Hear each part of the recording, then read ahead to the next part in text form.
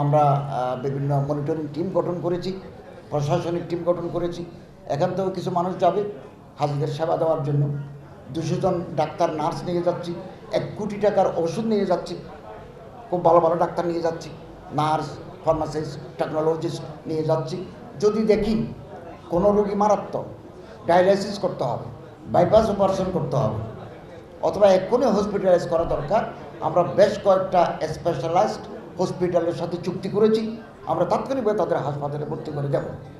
আরবি বলতে পারে, মক্কা মদিনার রোডঘাট সিনে এরকম লোকাল বাংলাদেশি প্রবাসীদেরকে আমরা রিক্রুট করেছি। বিশেষ করে কিং আব্দুল আজিজ ইউনিভার্সিটির স্টুডেন্ট, অনার্স যারা পড়ে, মাস্টার্স মদিনা ইউনিভার্সিটির স্টুডেন্ট, উমর করা বিশ্ববিদ্যালয়ের স্টুডেন্টদেরকেও আমরা এনেছি।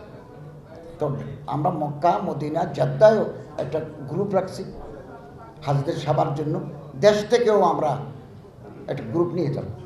তবে আপনাদের মাধ্যমে আমি জানাতে চাই, অতীতের সমস্ত রেকর্ড ব্রেক করে আমরা এবছর আমার মন্ত্রণালয়ের বাইরে আমরা কোনো অতিথিকে রাষ্ট্রীয় খরচে হজে পাঠাবো না।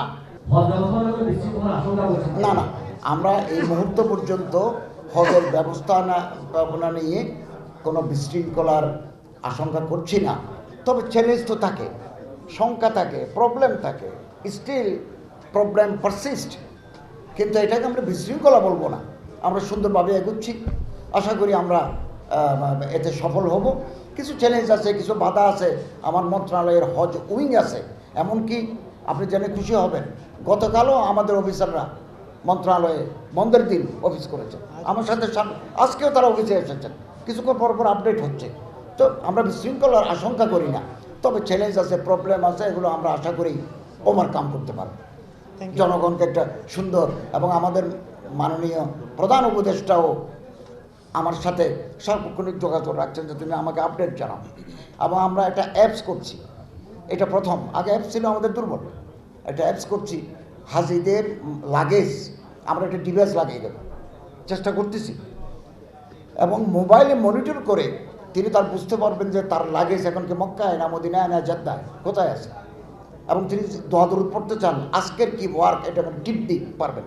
100% করতে পারি না, হাতে সময় কম, 60 to 70% করতে পারবো। 20 তারিখ এটা ডিসপ্লে দেখবো। অতএব একটা সুন্দর হজ জাতিকে উপহার দেওয়ার জন্য আমরা এগিয়ে যাচ্ছি। আপনাদেরকে ধন্যবাদ জানাই।